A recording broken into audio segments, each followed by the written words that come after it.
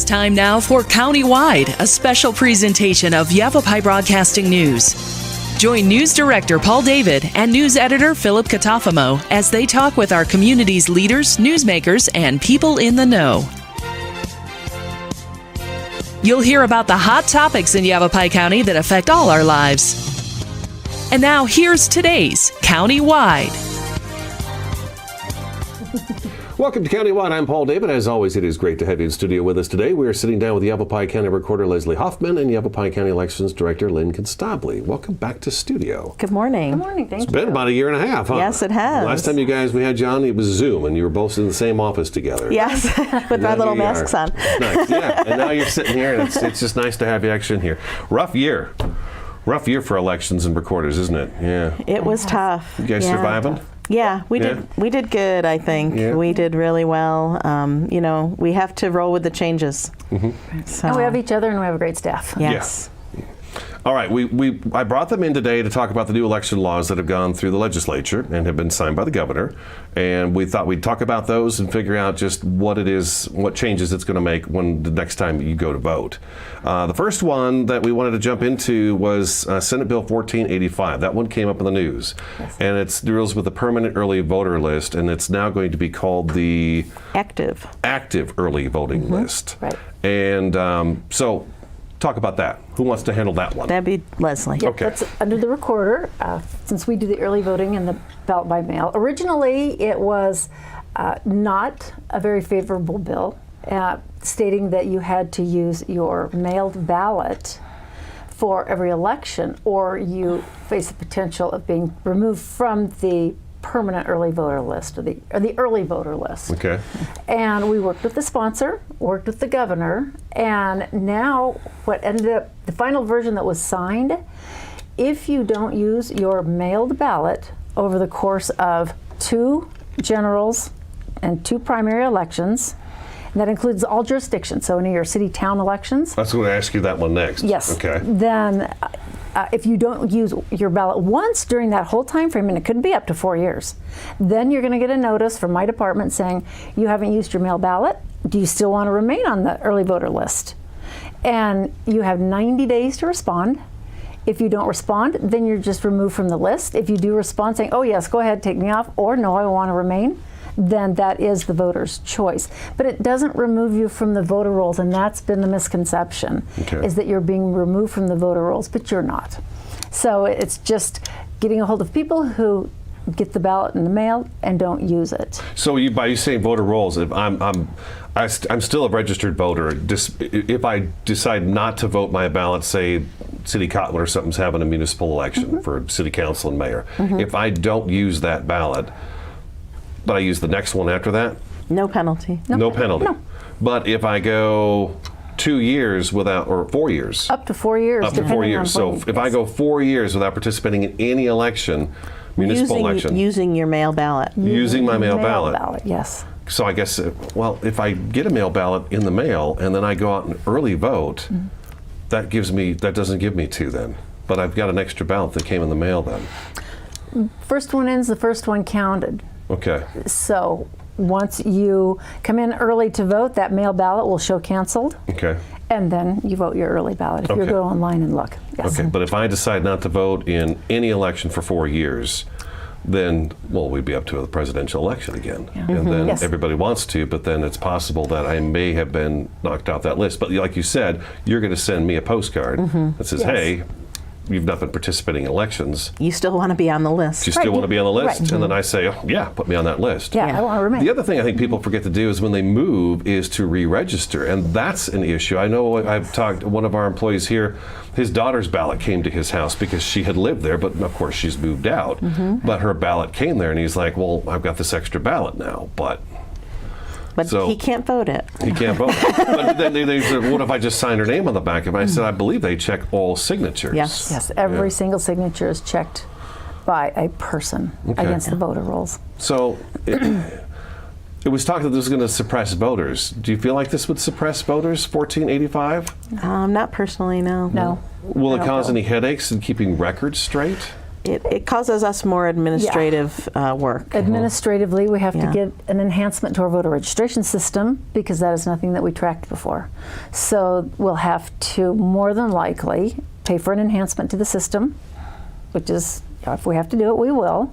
But yeah, administratively, it's going to cause a little more work. But in Yavapai County, people vote and they like getting their ballots in the mail, and they like dropping them off and using our drop boxes to return them. So I don't think it's going to affect many people, and no one would even see a notice, like I say, until January 15th of 2025 is when the first notices will go out. Okay, so that means I can't participate if I don't participate in election from what?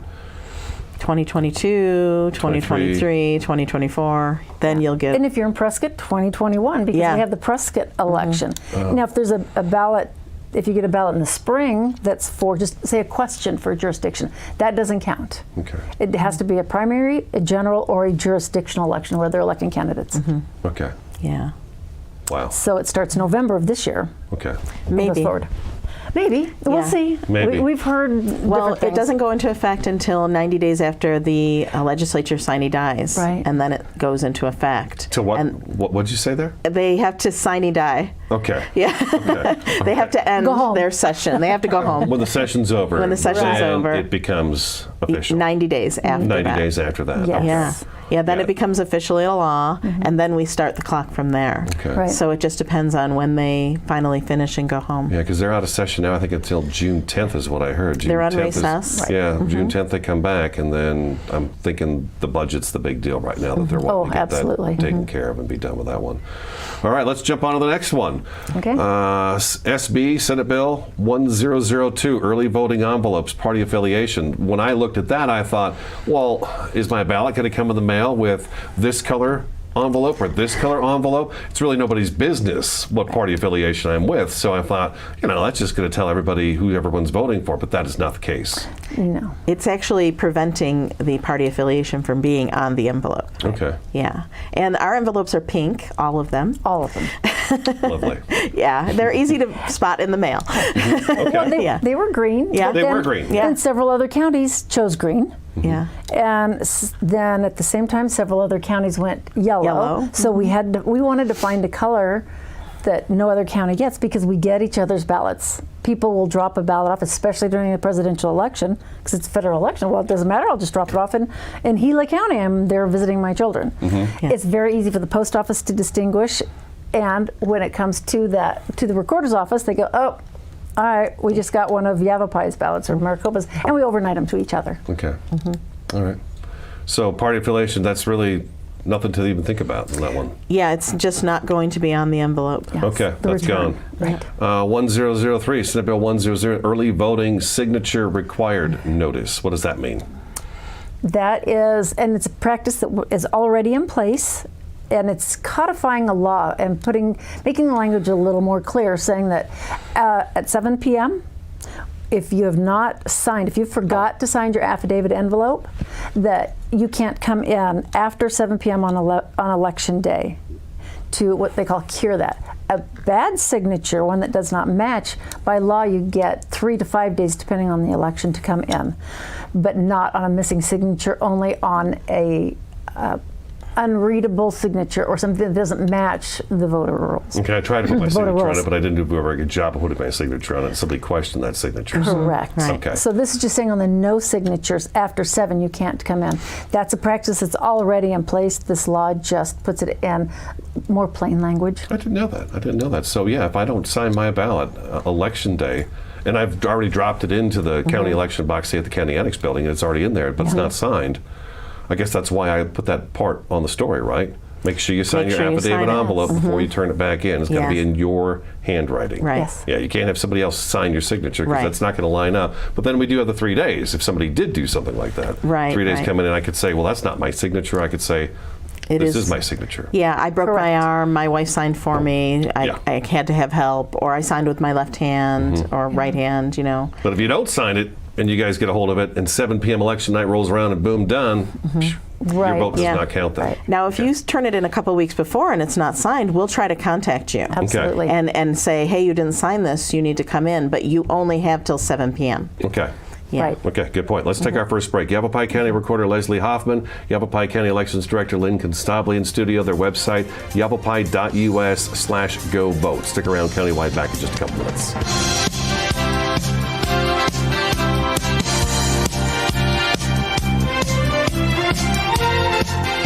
Who doesn't dream of home improvements? Perhaps your kitchen, the real living room. Maybe the bathroom, where you bookend your day. Langstrand Contracting is your one-stop shop from tear down to finishing touches. With 35 years of experience, Chris and his team will work with you to match your family's style and budget. Call Langstrand Contracting today for guidance in bringing your vision to life. Hi, this is Greg at Verde Solar Power. You know, Arizona has lots of clean, renewable sunshine, and we want to help you take advantage of it with our quality solar installations, and we offer to beat any written offer on a residential solar electric system. So bring us your electric bill and let us show you how solar power will save you money. We're located conveniently here in the Verde Valley and are dedicated to helping the valley go solar. So remember, the energy solution comes up every morning. Starting in the late 1920s, Grandpa Gettle and his brothers laid the groundwork for what would become a family legacy. Almost 100 years and 100 patents later, Gettle's High Desert Mechanical continues to raise the bar of quality heating, cooling, and plumbing products and services in the Verde Valley. Call Gettle's High Desert Mechanical Heating, Air Conditioning, and Plumbing at 567-2200 or online at GettlesHDM.com, providing solutions for your comfort. Don't settle, get Gettles.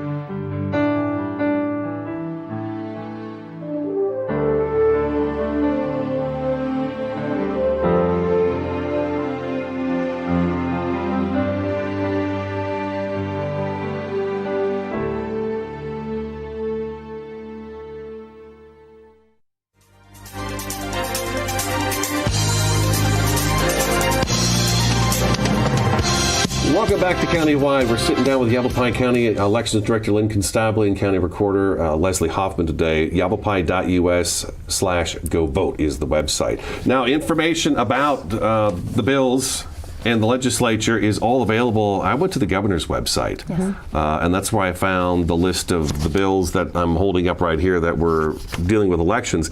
This is nothing, though. You told me when you got here it's 129 bills total. There are 129 bills introduced at the start of the legislative session that dealt with elections. Okay. So we did a lot of reading in January and February. All this information's out there for us to go get on our own. You can go to the state website and just look it up. It's all right there for us. So we're going kind of down the list. We're going to get as many as we can today, but go back and take a look at some of the other ones and educate yourself on these.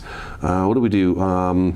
So we wanted to make sure House Bill 2054, we talked about that one, Leslie? Yes. Okay. Yes. That bill says that the state has to get death records from the health department, state health department, and any of those death records that match the voter rolls, those people need to be removed. We've been doing that for years already, but the law actually said that you may do that. We've considered it a shall in the last 3 Secretary of States that I've worked under. That's what they do. And so those records come off before they get to us. If they're we call them a hard match. They have to meet a certain number of criteria for them to be removed, and if it's possible, then it's sent to the county, and then we research and see if that person really is the person on our rolls. But that's one of the ways that we clean our voter rolls, through the death records, and they go from the state to the county level. But a lot of them are removed immediately at the state level. So that's one reason I wanted to bring it up, just to let people know that the wording is a shall, not a may, but we've been doing that for a long time. So if I pass away, I've got my death certificate. It's at the state health department. They have it. So they send it to Secretary of State? Yes. And then and then on the list, they go down the list and say, okay, Paul David is no longer with us. No more voting. Right. He's gone. Correct. And that's supposed to get rid of all those things. Right. Okay. Correct. Okay. Or somebody can bring in, a family member can bring in a sworn affidavit because someone may pass away in another state. Okay. Moved to be with the children because they were they were sick, they're ailing. And the family member can give us a sworn affidavit to remove them. Okay. All right. That was House Bill 2054, if you're following along with us. There's Senate Bill 1492, election law amendments. Anything to talk about there? So that's our omnibus bill. Okay. The election officials of Arizona, all the election directors belong to a group that gets together and they look at the laws every year and we suggest changes. So, and it's usually a lot of little changes, so that's why we call it an omnibus bill. We touch a lot of laws. And this year it was mostly date changes to conform to the new primary date. It was things that maybe we missed a couple of years ago when we changed the primary date and filing deadlines and things like that. So most of that was to, it's more of a cleanup bill. Right. Okay. We want to, codify what we're doing and make sure that everybody can do it efficiently. Okay. So that one was ours that we asked to be introduced. Okay. All right. 1497. Ballot measures Prop 105 disclosure. So that is basically the Prop 105 is the Voter Protection Act, and if you have an initiative that goes through on the ballot, the legislature can't immediately repeal it the next session. I guess that happened a while ago. Something went through on the ballot, and the legislature said we didn't really like that initiative, and we're going to repeal it. So the voters put out Prop 105, which basically protects those initiatives. They can only amend it with a three-quarter vote, and it can only further the initiative. You can't repeal it. Is that the one I've seen where we vote, the public votes on something, it's approved or not approved, and then they come back and say, oh, you didn't know what you were doing when you voted for that, we're going to go ahead and change that back for you because... Yeah. Is that the sort of thing we're talking about? That's the sort of thing we're talking about, Okay. and Prop 105 protects Arizonans from that. Okay. And this bill basically puts language on the ballot that says that these ballot measures are protected by 105. So if you vote for it, the legislature can't change it. Okay. We had a little bit of a problem with that one because it just puts more language on the ballot for us, and if you've seen our ballots, space is a premium, especially when we have a lot of questions on the ballot in the general. So we did kind of fight that one, and it is kind of a wordy thing that we have to put on the ballot, and we're hoping that it doesn't bring us to have to go to 2-page ballots. Okay. Yes. That's our nightmare, I guess. That's our biggest concern. It's very hard to it's very hard to administer a 2-page ballot because some people will send back page 1 and some will send page 2. And then once you sent in your ballot, we can't accept another page after that. Right. Yeah. Once you voted, you voted. Yeah. So we really try to keep to a 1-page, front and back, and that's it. Makes sense. That's our voter protection. Yeah. That does make sense, because it'd be easy for me at home even to just pick up the one page and take it away, and then, I got this other page, but okay. And I didn't get to vote on those things. Okay, Right. so we like to keep ballots front and back, just front or front and back, but just down to a single page. Just a single page, Okay, that does make sense. So putting more language on the ballot is, we're always opposed to that, but that did pass. Okay. So we'll see what we can do. Okay, so that's those two. Early ballots, instructions undeliverable. This was Senate Bill 1530. Yes, that one, it's not a bad bill either. We have to change our envelopes, and on there, there's a statement saying, if the person does not reside at this residence, please put, not here, return to sender. Okay. So it comes back to us because a lot of people move. They don't put in a forwarding address, We don't get notified. Or it expires. And we were talking earlier, kids will move in and out. You don't know if they're still there, if the mail gets there, because a lot of people take that mail and they go, they don't live here anymore, and they throw it away. Sure. Well, we have no way of knowing that. Our notification you've moved is when it comes back to us from a forwarding, if someone's put in a forwarding address, since election mail isn't forwardable. So this just says, if you get a ballot, please mark return to sender and return it. It's just another measure to help clean the voter rolls. Okay, we got to take our second break. Yavapai County Recorder Leslie Hoffman with us today. Yavapai County Elections Director Lynn Constabile. The website is yavapai.us/go vote. Stick around, Countywide back in just a couple minutes.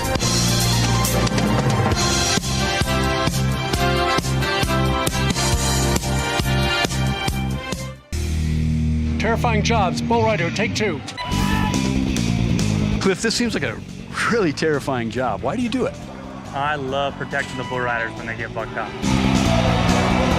How How big are these bulls? 12 to 2,200 pounds of pure muscle. You're not cowed by any of this, obviously. Is there anything that scares you? Yeah, distracted drivers terrify me.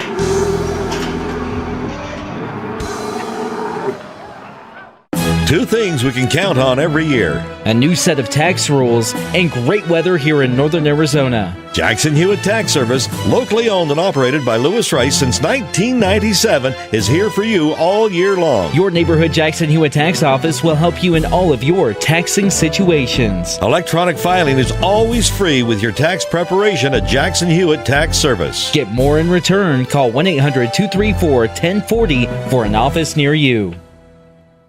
The EPA says C&B Construction ranks in the top 1% nationally. C&B Construction invites you to see what energy efficiency and indoor air quality can be. We have won another Department of Energy Innovation Award, and C&B Construction is the only contractor in the country to win 6 consecutive EPA Indoor Air Plus awards. Experience our zero-energy, move-in-ready homes at Crossroads at Mingus. C&B Construction, locally respected, nationally recognized. Find out more at C&B Homes.com. Award-winning Soundbites Grill is an entertainment restaurant located in Uptown Sedona at the Hyatt Pinion Point Resort.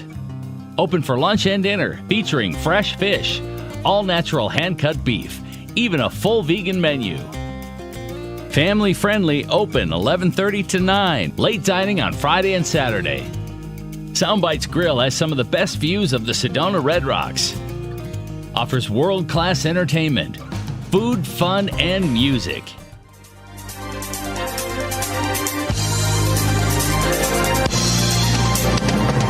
Welcome back to Countywide. We've got just a few minutes left in the program. We're going to knock out a couple more. But again, if you go to the governor's website or the state website, Secretary of State, you can get all this information right there, read about it yourself, and understand it, hopefully. Do you think, is this stuff written in a way people can understand it when you pull it up and look at it, or is it whereas and there too? No, it's written in plain language. Okay. You know, sometimes you have to watch your commas, you know, and make sure. Right. Sometimes I have to read the sentences a couple times to know what they're talking about, but it's supposed to be written in plain language. Yeah, you got to watch your ands, ors, and buts and things of that nature in there. Okay. So we wanted to make sure we talked about House Bill 2359, election equipment, access, and locks. Yeah, so that is just codifying, again, what we already do. We put numbered seals on every election equipment that goes out.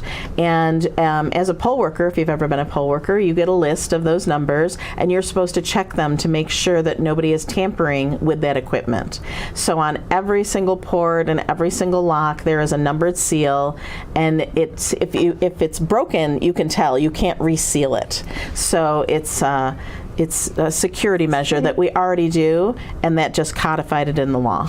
People should be used to seeing those in the back of a semi. They put the same thing back on a semi when they close the doors. It's locked, and it's supposed to stay that way until they and you deliver. have to cut it off. Yeah. Right. Yes. Yeah. And if you it's broken can't between, reseal then it. somebody got in there and did something fishy. That's right. Exactly. That's right. All right. And then there was one that you brought up that I didn't see. I didn't notice it, but 2181? 2181. Okay, let's hit that one up. So that one is, if you want to be a write-in candidate, you have to have residency in the district that you're going to run for at least 120 days before the election.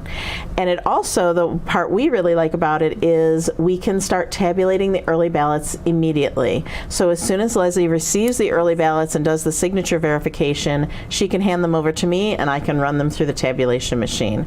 It used to be that we had to wait till 14 days before the election, but this just gets rid of that 14-day cycle. Okay. Yeah. It'll be a big plus for the really large counties, so that they can start ahead. And most of the time, Lynn has all the early ballots tabulated by election day. Yeah. So those first results are early ballots. We don't know the results, they're just tabulated. But your bigger counties, they're not. So this will just give them a jump on getting tabulation so that the results are out sooner, because that's people always want to know the results right away. Okay. So this just helps that. Yeah. I'm still going to get my ballot in the mail. Tell me that that's the case, right? Because I really do like getting my ballot in the mail. It's nice to be able to sit down and really look at it and go through it and do my own research. Yeah. Did you move?